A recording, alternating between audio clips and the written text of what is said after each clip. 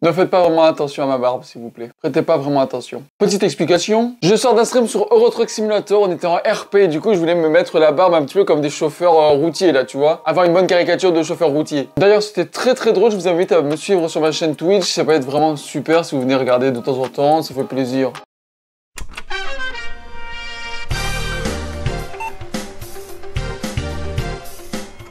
Salut à tous, c'est Martin Hardware PC, j'espère que vous allez bien. Est-ce que vous allez bien tout le monde? Mais non, j'entends toujours rien malheureusement. Aujourd'hui, une nouvelle gamme de PC est sortie sur la boutique d'Hardware PC. Il y a pas longtemps, je vous ai sorti la vidéo sur le PC Tiché qui vous a plu. Il était aux alentours de 1050 $, mais là, cette fois-ci, j'ai réussi à faire un compromis, un truc incroyable, avec un budget de 880 $. Et je me suis dit, let's go. Je pense avoir réussi le défi pour faire un PC à 880 $ canadiens, ce qui fait environ 712 €. Bon, je pense qu'il est un peu temps de vous montrer le petit PC. Et voilà. Mesdames et messieurs, voici le PC d'Emetel.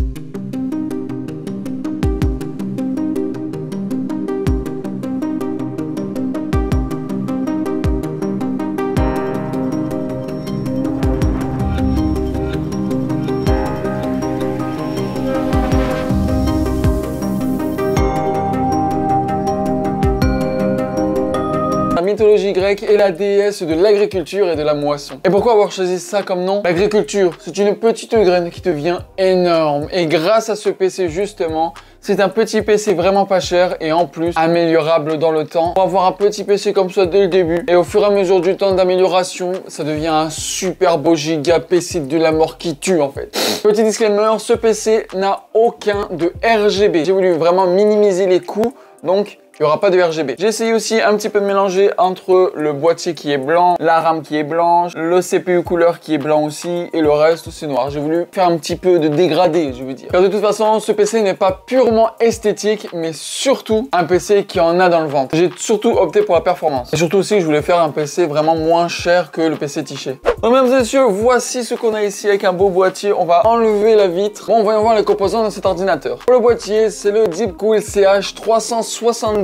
C'est un nouveau boîtier en micro ATX. Un nouveau boîtier justement de la marque Deepcool, ce qui était vraiment bien. J'avais grave envie de tester, je le trouvais assez joli. C'est sûr, en full RGB, il aurait été plus joli. Mais rien que le boîtier, moi je l'aime bien avec un mesh à l'avant. Il y avait même un mesh sur le côté arrière du boîtier. Il y a quand même assez de place pour même mettre une carte graphique et 3 ventilateurs. En fait, ce qui est cool à l'intérieur, bon, je sais pas si vous voyez, mais à l'intérieur, il y a justement un porte carte graphique pour les 3 ventilateurs. J'ai toujours eu envie de le tester, c'est plutôt bien. Au-dessus, nous avons un bouton power, 2 USB 3.0, une prise micro audio et le bouton reset. Donc c'est un beau petit boîtier plutôt sympathique. Et en plus, la particularité, attention, il y a un porte-casque. Vous pouvez mettre votre casque tranquillement ici. C'est beau. Pour la carte mère, c'est la MSI B450MA Pro Max, je crois, en format micro ATX. Malheureusement, il n'y a que 2 slots de RAM. Ce n'est pas extrêmement grave, mais pour le prix, malheureusement, ça fait quand même une différence. Pour le disque dur, j'ai pris un petit disque dur SSD NVMe M.2 de la marque Kingspec en 512 GB, ce qui est la base. En processeur, on a le Ryzen 5 5600G. Parce que je vous dis, j'ai eu un petit combo entre le processeur et la carte mère, ce qui coûtait tout moins cher. Quitte à prendre une 5600X ou une 5600 normale, la 5600 est 1 à 2% plus performante que la 5600G. Donc je me suis dit, vraiment pour le prix qui est énorme entre les deux, autant garder celui-là. C'est quoi le G dans 5600G? G, c'est jusque là, il y a une puce graphique à l'intérieur. Donc même s'il n'y avait pas de carte graphique, vous aurez pu utiliser l'ordinateur pareil. Mais bon, vu que c'est un PC gaming, on met une carte graphique. Pour le ventirad, on l'a déjà vu sur le PC Tiché. C'est le Thermalright Assassin X120 en blanc. Tout simplement, il fait très bien l'affaire, même si le ventilateur de base, il aurait bien fait l'affaire aussi. Mais là, moi, je ne mets jamais le ventilateur de base. Vous allez voir, les températures seront parfaites. J'ai eu un problème avec ce PC. C'est la RAM. Voilà, je vous le dis direct. De base, on était censé avoir les RAM de la marque Kilser, je sais pas, Clisr, car elles étaient en full rabais quand je les ai achetées. Et je me suis dit, en plus, elles sont blanches. 16 Go de RAM cadencé à 3200 MHz. L'ordinateur s'allume, mais rien à l'image. Au début, je pensais que c'était la carte graphique. Non, c'était pas la carte graphique. C'était bel et bien les RAM. Donc, je les ai changés par les Corsair Vengeance LPX White, cadencé à 3200 MHz, 16 Go de RAM. Et quand même assez déçu parce que vu le prix en rabais que c'était, je pensais que ça allait être une bonne RAM. Ça m'apparaissait quand même assez bien pour le prix. Mais malheureusement, n'achetez pas ça, c'est de la merde. Mais au moins, je suis parti après sur une valeur sûre. Corsair. Pour le power supply, on avait déjà utilisé dans le PC Tiché, c'est le Thermaltake 500 watts 80 plus white, qui est niveau rapport qualité-prix excellent. Pareil pour le prix, j'avais tout pris en même temps. Et pour cette config, ça va être assez. Et pour la carte graphique, une RX 5500 XT. Au départ, on aurait pu dire pourquoi t'as pas mis la 6500 XT. Parce que la 5600 XT, elle est trop chère et elle est vraiment moins performante que la 5500 XT. Ce que je ne comprends pas honnêtement. Mais la carte graphique RX 6500 XT, elle est beaucoup trop faible, elle est trop nulle et elle a été trop chère aussi. Pour moi, c'est quand même un peu la RTX 3050, trop cher pour ce que c'est. Si c'était moins cher, ça aurait pu être un banger, mais là c'était trop cher et en plus, non seulement elle était moins chère et en plus performante. Donc autant prendre la 5500 XT. D'ailleurs, la carte graphique c'est de la marque Soyo, une marque que très peu de personnes connaissent, mais niveau fiabilité et aux alentours de la marque Power Color. Et d'ailleurs, je vois beaucoup cette marque sur AliExpress, Amazon ou même sur internet en général, mais personne ne connaît réellement cette marque et donc c'est pour ça que prochainement vous allez voir une vidéo sur cette marque. Mais en vrai, c'est une carte graphique Asus où ils ont mis juste leur logo dessus.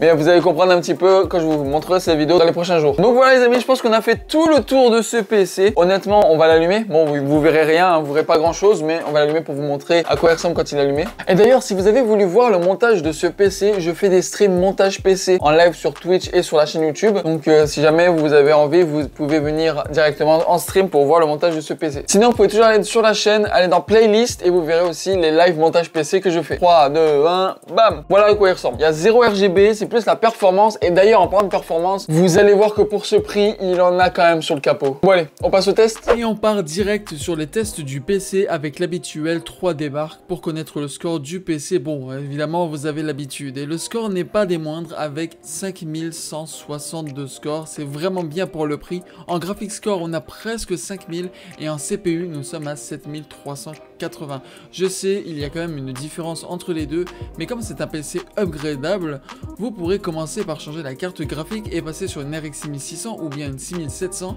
sans que vous soyez bridé par votre processeur. Et ça, écoutez-moi bien, c'est pas mal. Pour les températures, là, franchement, c'était nickel chrome de chez nickel chrome. La carte graphique ne dépassait même pas les 60 degrés et le processeur dépassait même pas les 70 degrés. Donc écoutez, c'est plutôt pas mal. En tout cas, on passe au premier jeu de cette liste, c'est Fortnite en mode performance, qualité haute et nous sommes dans une moyenne de 110 FPS. Ce qui est vraiment bon vu que c'est un jeu compétitif, on a besoin d'un maximum d'FPS et donc même en baissant les graphismes en low avec le rendu 3D à 80%, vous pourrez passer la barre des 180 FPS et ça, dites-moi que c'est plutôt validé. Par contre là, grosse surprise du PC avec un des jeux les moins optimisés sur PC, c'est bien Warzone 2.0. Comme c'est aussi un jeu compétitif, les FPS doivent être là. Et en mode recommandé, nous sommes à 105 FPS de moyenne. Je suis surpris de fou par ce PC. 105 sur ce jeu-là, c'est vraiment pas mal. Nous passons à un jeu qui est Rocket League. Écoutez, moi je me dis Rocket League c'est plutôt pas mal, vous allez voir, nous sommes en ultra avec 250 FPS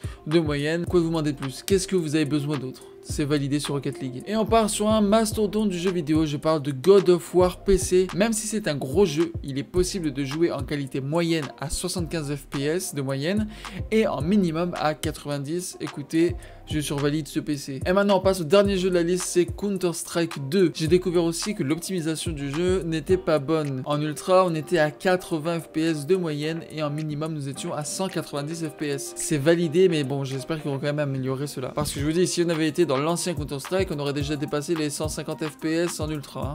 Et donc, quoi en penser de ce PC? Bah écoutez, je suis plutôt fier de ce PC. Ce PC, pour le prix qu'il est, je le trouve vraiment excellent. Par contre, petit disclaimer aussi, je fais beaucoup de disclaimers, ça je sais, je suis au courant. C'est un PC entièrement neuf. Il y a zéro chose d'occasion dedans. Mais c'est sûr que par exemple, pour 880 $, si vous regardez dans le marché de l'occasion, vous allez trouver meilleur. C'est sûr, là, c'est pour les gens qui ont peur non seulement de l'occasion, surtout que, regardez, un bon défi comme ça, moi j'aime beaucoup. 880 $ canadiens, ce qui fait 700 €. Je trouve que c'est quand même vraiment correct pour ce que c'est niveau rapport qualité-prix et aussi des performances de ce PC. Donc voilà, je vous ai présenté le PC Demeter. Je suis quand même assez content de ce PC là. Je vous avoue, la chose que j'aime le plus dans ce PC, c'est ça. Merci à tous d'avoir regardé cette vidéo, c'était Martin d'Hardware PC. N'oubliez pas de vous abonner à la chaîne, regardez tous mes comptes TikTok, Twitch, Insta, etc. Et je vous dis à la semaine prochaine pour une nouvelle vidéo. C'était Martin d'Hardware PC. Bye bye tout le monde.